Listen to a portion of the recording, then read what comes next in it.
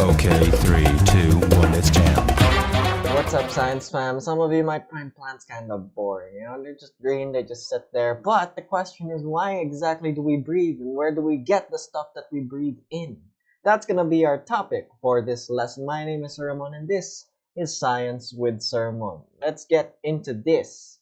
So, photosynthesis. It's how plants make food. Now, it seems kind of simple, but this is actually one of the fundamental processes that make life possible here on Earth. So let's talk about photosynthesis. So what can we expect while talking about photosynthesis? We can expect talking about the structures and the processes involved, relating the different phases of photosynthesis to each other, and differentiating different photosynthetic pathways. So this ain't gonna be just carbon dioxide plus water and sunlight means plant food, yay! No, it's a bit more complicated than that. So consider this tree. Behold, the tree. The tree has a trunk, and also these green things that make up most of its area, and those are things that give really good shade.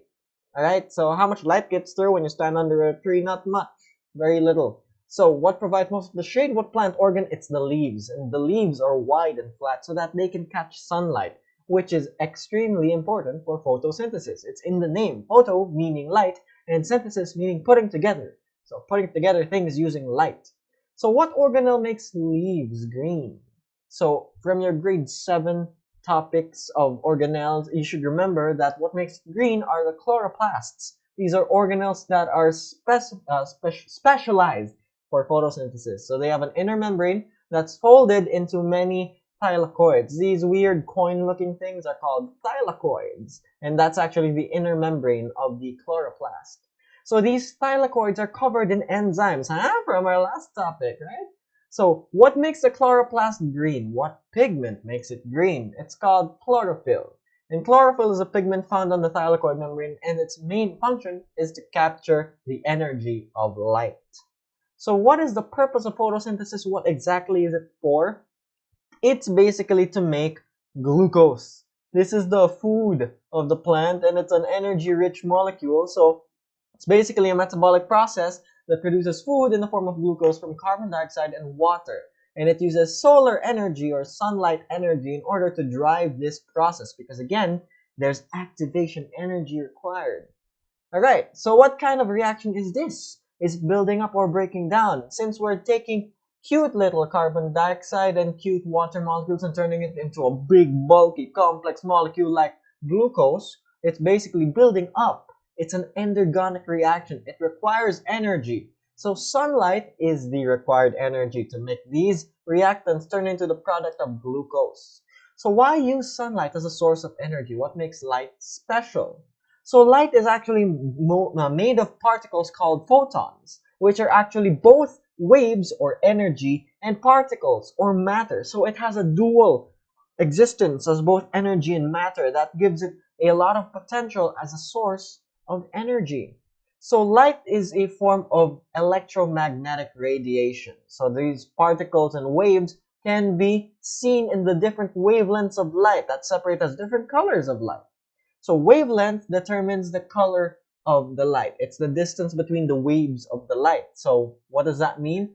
In this diagram, we can see the representation of wavelength. So red light is generally longer wavelength, while violet light is generally shorter wavelength. And the shorter the wavelength, the more energy it has. The longer the wavelength, the lower the energy. Okay? It's just like when you have a piece of string or a rope, and then you just make waves in it. If you put more energy into making waves, the wavelength becomes shorter. So again, lower or shorter wavelength means higher energy.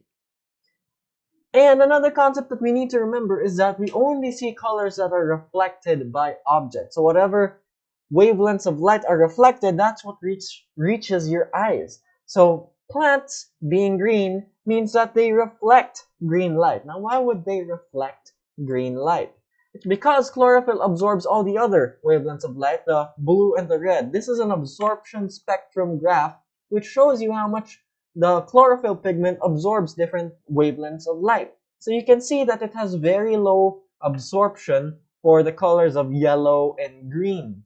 That's why plants turn out yellow and green, because they reflect yellow and green instead. So the reason why it wants to absorb blue and red light is because blue light has high energy, while red light, since it has a long wavelength, it can travel far, and it lasts until the evening light. So at sunset, it's generally covering everything in a bath of red light. So until the last few drips of light diminish from the sky, your chlorophyll can absorb sunlight energy. So how does light energy get captured by chlorophyll? So we're going to talk about what we call the light-dependent reactions. Now sit down, shut up, and listen, because this is going to get really complicated. But the basic concept is that light energy is turned into chemical energy. This is what the light-dependent reactions look like. In an artistic representation, there's a lot of stuff happening. We have light coming into this photosystem here, then passed through a chain, then another photosystem, then lots of molecules. We're going to go through this one at a time. But basically, it's harvesting energy from light and electrons from water. So let's go through this one at a time. Let's focus on this part for now, the one that says PS2. Okay? So this is called photosystem 2. It's called photosystem 2 because it's the second one to be discovered. So it's a special group of proteins that catch and process light. So step 1. Light excites the chlorophyll electron. So when light hits the chlorophyll, its electrons get excited and energetic. So that excited and energetic electron gets sent away to the next few steps. But step number 3, since it sent away an electron of chlorophyll, chlorophyll lost an electron. We need to replace that. And in order to replace the electrons of chlorophyll, we break down water. So we break down water using the energy of sunlight, and it turns into oxygen, hydrogen ions, and electrons. So those electrons are used to replace the missing electron. So this process is called hydrolysis. It's the breakdown of water using light energy in order to get electrons, to replace the missing electron of chlorophyll that got excited and sent away. So where did the electron go? We'll get to that in a bit. Just remember that oxygen gas is basically just a waste product. It's poop of hydrolysis. Generally isn't that useful in photosynthesis, alright? So, if you're still with me, we already discussed this part, photosystem 2. That's pretty much it. So now we move on to this part in the middle here. So let's do it. So this middle part is called the electron transport chain. You remember that excited electron that's energetic earlier because of sunlight? It's going to get passed along the electron transport chain. So what happens is that the energy in that excited electron is used to pump out hydrogen ions from hydrolysis. So those pumped out hydrogen ions give energy to make ATP. Now ATP is adenosine triphosphate. It's the energy of the cell. So cells use ATP as a form of energy. So again, the electron's energy from light will be used to make ATP. So last stretch, this rightmost part of the diagram is the last thing for light-dependent reactions. So let's get into it. This is photosystem 1. So this one was the first one to be discovered, but the second one to act in the light-dependent reactions. So it's like photosystem 2, but this time it can recycle. So in step 7, the light from the electron transport chain, the light excites another electron from chlorophyll. So light can also hit photosystem 1 and it excites another electron. Step number 8, that electron is replaced by the electron coming in from the electron transport chain. So the electron from before is used to replace the missing electron here in PS1. So the excited electron goes somewhere else. Step 9, water is also broken down to replace electrons in the other part in photosystem 2. But step 10, the excited electron, the one that was excited by light here in PS1, is carried off by what we call NADP+, or it gets recycled in the electron transport chain. What does that mean? So the excited electron can go forward or it can go back. So that's why we can say it can recycle. The excited electron can go back through the electron transport chain and make more ATP. Or it can go forward and get caught up by NADP+, and it turns into NADPH. So NADPH is what we call an electron transporter. It just takes electrons and brings it somewhere else. So basically, the products of your light-dependent reactions are energy in the form of ATP. So you get that from the electron transport chain in the middle over here, while NADPH carries electrons out of the light-dependent reactions and onto the next phase of photosynthesis. So again, lots of complicated stuff happen, but basically light energy is harvested and turned into ATP, while the electrons from water are carried off by NADPH in order to use in the next phase. So let's get right into that next phase. These are what we call the light-independent reactions. They don't need light, but they can function with light. So it comes in what we call a cycle. So it's called the Calvin cycle. It occurs in the stroma, or the liquid inside the chloroplast. Excuse me. So the Calvin cycle has 3 stages: carbon fixation, reduction, and regeneration. Let's go through these one at a time. I won't have you guys memorize the intermediates of the Calvin cycle. Just know that there are intermediates. There are steps in this metabolic pathway. So carbon fixation is the idea of fixing carbon from CO2 into a compound. So we take the carbon from carbon dioxide and we put it into another compound to add more carbon to it. See, glucose has 6 carbons, so you need more carbons in there to make it an energy-rich molecule. So what makes this possible is the enzyme RuBisCO. So RuBisCO is a very important enzyme. Without RuBisCO, life as we know it would not exist, because again, carbon fixation is one of the key processes of photosynthesis. Next, after you fix enough carbons to your compounds, you have the reduction phase, or the reduction stage. Electrons from NADPH and energy from ATP is used to make a form of molecule called G3P, or glycerol 3-phosphate. So reduction is the term for gaining electrons. So we put these electrons into G3P and we also add energy to it using ATP.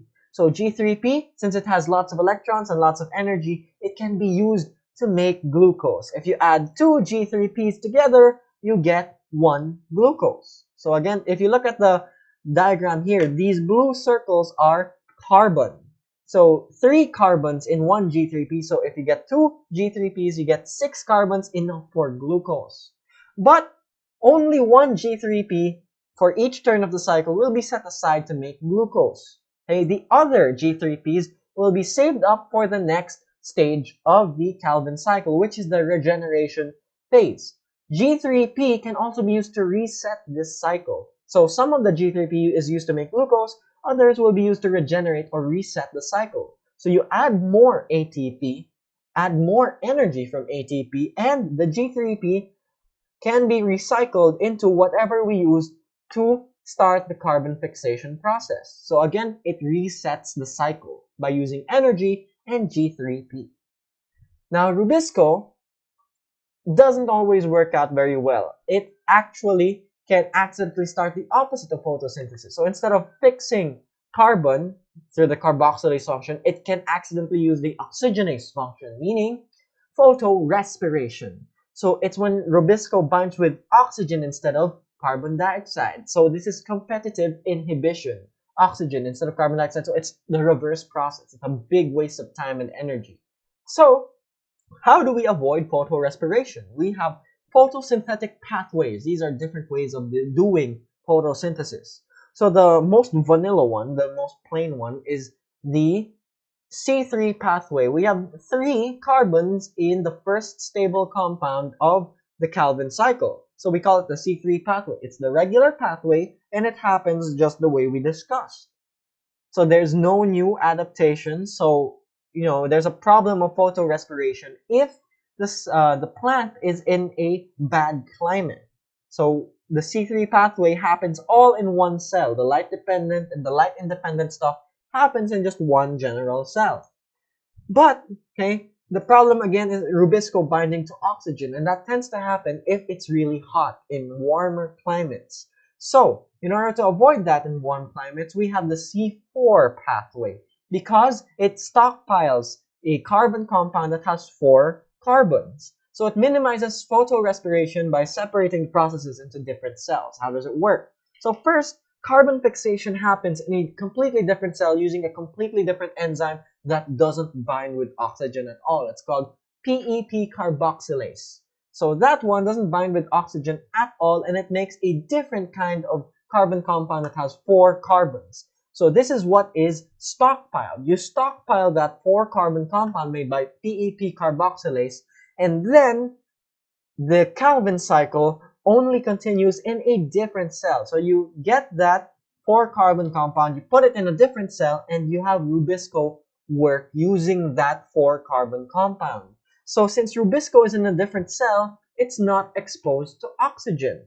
Alright, so it separates the RuBisCO from the possibility of reacting with oxygen. Alright, so that's the C4 pathway. So it costs extra ATP for all that transporting and the stockpiling of a 4-carbon compound, but it's worth it in warm places. Again, to avoid RuBisCO binding with oxygen. So it has no choice but to bind with carbon dioxide and other carbon compounds. So in really, really hot and low water environments, desert plants need a different type of photosynthetic pathway.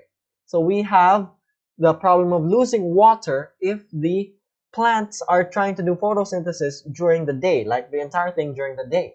Okay? So we have what we call the CAM pathway. It stands for crassulacean acid metabolism, but let's just remember it as the CAM pathway. So there are pores in plants called stomata, and they are closed during the day in this pathway. They're closed during the day and they're open at night. Why? Because you lose more water during the day. The water evaporates during the day. So they close off the stomata so that the water can't escape the plant. And they only open at night. So the gases that the plant needs can only be taken in at night. So the stomata open so that the carbon dioxide can go inside as well. So at night, what it does is carbon fixation while the stomata are open. So the carbon fixation, the carbon dioxide goes in, and your malate or your 4-carbon compound is made using the same enzyme as earlier, PEP carboxylase. Alright? So it stockpiles that 4-carbon compound at night, and at day it does the Calvin cycle or the light-independent reaction while the stomata are closed. Okay? So again, it just stockpiles the carbon compounds, and then during the day it closes the stomata and just works on those carbon compounds that it stockpiled during the night. All in order to avoid losing water and avoid RuBisCO reacting with oxygen. Very smart. Right? So like C4, it keeps oxygen away from RuBisCO because the stomata are closed. So there's no oxygen gas coming into the plant cell. So it's complicated, right? Photosynthesis is now not just a simple carbon dioxide plus water and sunlight into glucose. So don't ever call plants simple. But what can we pick up from this? We can do amazing things from simple beginnings. Carbon dioxide, water, all simple stuff. But if we can find ways and do things one step at a time, we can make unique, amazing results. So take things one step at a time, guys. Watch this video over and over again if you have to. Take notes, and eventually you will understand and, you know, get to explain this to your crush or something. Alright? So that's it for this video. I'll see you guys next time. That is over.